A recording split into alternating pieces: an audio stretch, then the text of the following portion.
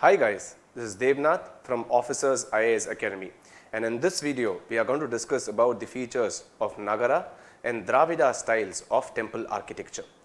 Now before we dwell deep into these styles of temple architecture and their features, let us understand very briefly as to how temple architecture itself developed in India.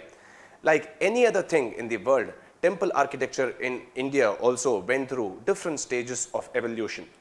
Before the 5th century AD, there were no temples as such in India, at least there are no archaeological evidence for the same. With the emergence of the Gupta Empire in 400 AD, we have the first temples being constructed, and these progressed through different stages. And these different stages provided the seed for the Nagara style to develop, which is the North Indian style of temple architecture or the North Indian school of temple architecture. In the first stage, the temples were quite rudimentary. They were merely like mandapas. They had a shallow ground plan.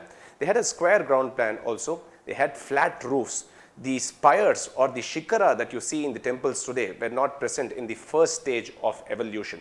They had flat roofs, they had a square plan, and they had shallow pillars. The pillars were not driven deep through a foundation. They were merely a mandapa. They were small temples as such. And from that, the second stage evolved and come to 600 AD, 500 to 600 AD. We have the second stage of evolution progressing in temple architecture. Now, the shallow temples begin to have an upraised platform. They have a platform, but still their roofs are flat. They still do not have a shikara as such. But nevertheless, we have a circumambulatory path, which is called the Pradakshina Pada. In the third stage of evolution, for the first time, we have the shikaras emerging, and these shikaras were built on top of the Garbhagriha, which is the sanctum sanctorum, and the temple started to follow a Panchayatan style of plan.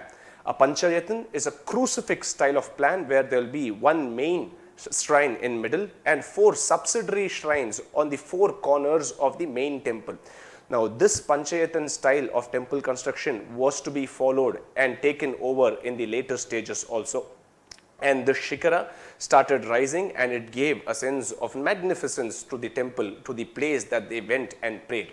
The 4th and the 5th stages of evolution quite closely followed the 3rd stage of evolution, and that is where the genesis of the Nagara style of temple architecture starts in India.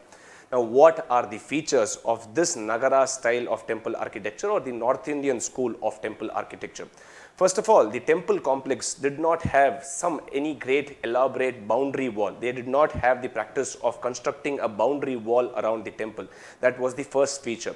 The temples had a big shikara or the curvilinear spire or a pyramidal spire.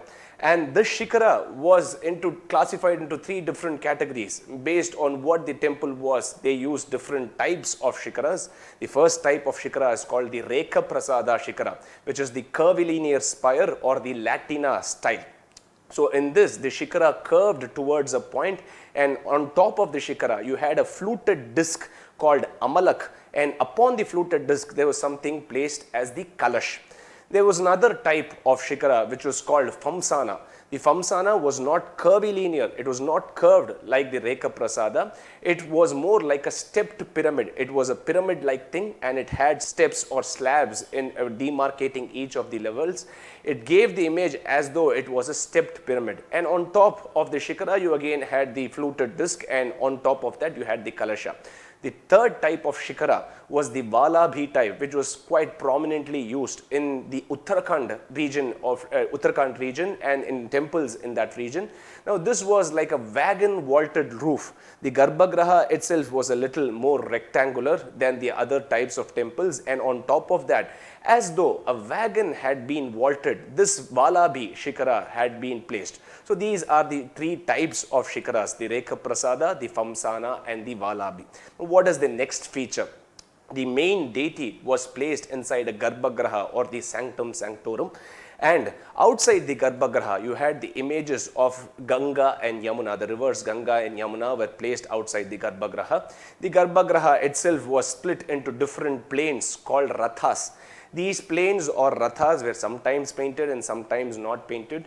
Outside the Garbhagriha, you had something called as the Mandapa. So these were the features of the construction itself. And another feature was that they did not have a temple tank in the premises. Having a temple tank in the premises was not a feature of the North Indian style of temple construction. Now, this Nagara school had many styles and subdivisions that we will take up in some other video. As we come down south, temple architecture developed there also, it evolved there also, but not earlier than the Nagara style, or not earlier than when the Nagara style started. 200 years after the Nagara style started, in almost 600 AD, you have the southern temples architecture starting in India. It started with the Pallava dynasty. The first Pallava king, Mahendra Varman, did temples in the nature of rock-cut temples. There was a monolithic rock. He dug out the rock, placed some pillars, and through that he expressed his passion. Through that he expressed his devotion to the gods. These were rock-cut temples. Mahendra Varman's son, Narasimha Varman, started making these monolithic rock structures a little more elaborate, and that is when we have the rathas developed in southern India.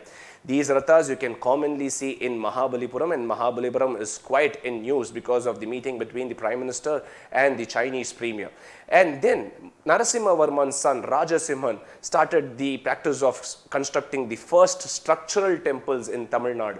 So remember, till now it was only rock-cut temples, but under Rajasimhan we have the first structural temples, and this was the genesis for the later Dravida temples to emerge. Some of the fine examples of the structural temples built by Rajasimha were the Shore temple in Mahabalipuram and the Kailashanatha temple that you have in Kanchipuram. And then Rajasimhan's son Nandivarman took this construction forward. Now, this was the first stage of evolution of southern temples. After the Pallava dynasty, you have the Chola dynasty ruling over southern India, the land to the south of the Krishna and Godavari basin. And these were the people, these were the pioneers who laid the foundation for the development of Dravida school of temple architecture. Now, they built thousands of temples all across Tamil Nadu, Karnataka, Andhra Pradesh, etc. They made many temples in the region that they ruled over. What were the features of these temples? Now, the first feature that you would notice in any Dravida style of temple is the imposing boundary walls that they have. So, there will be a temple complex, and around it you will have an imposing boundary wall. It created the look of a fortress, and the entire structure was humongous and huge, and that created an impact. The boundary wall is one marking feature of the Dravida temple. As you enter the temple, you have the entrance, and on top of the entrance there was something called as the Gopuram. Gopuram construction was quite special feature of the Dravida style of temple architecture, and these Gopurams were also imposing. And when later Nayak rule happened in southern India, these people reached the climax of Gopuram construction in India. As you enter the temple, you find the temple complex. The temple complex more or less followed the Panchayatan style, which was also followed in the Nagara style of temple architecture. Here also you had the Garbhagraha, which is the Sanctum Sanctorum. You had the Mandapa or the portico. The Mandapa and the Garbhagraha were connected by a passage or by another subsidiary Mandapa called the Antarala. And in northern India, you had the images of Ganga and Yamuna on both sides of the Garbhagraha, whereas in southern India, you had the images of Dwarapalakas or demon-like features in the temples next to on the side walls of the Garbhagraha. You did not have the temple split into rathas as such. So in northern India, you have the plains inside the Garbhagraha, which were rathas. Here you do not have rathas as such. Then next to talk about is the Gopuram or the Vimana that rose above the Garbhagraha. Gopuram is something that you find in the entrance. Vimana is what rose above the Garbhagraha. This was the equivalent of the Shikara in the northern Indian style. So here it is called Vimana. In northern India, it is called the Shikara. This Vimana rose in the form of a pyramid. On top of the Vimana, there was an octagonal or a spherical monolithic rock, which was called the Shikara in southern India. Remember, in northern India, the spire itself is called Shikara, but here, that thing, that spherical or octagonal monolithic rock above the Vimana is called the Shikara, and on top of the Shikara was placed the Kalasha. Another feature of southern temple architecture or Dravida style of temple architecture is the presence of a temple tank within the premises of the temple. They had a temple tank within the premises of the temple. So these are the features broadly of the Nagara style and the Dravida style. Hope you've understood all that is to be known about these two schools of temple architecture. If you do have any comments, you can put it in the comments box. Until next time, thank you.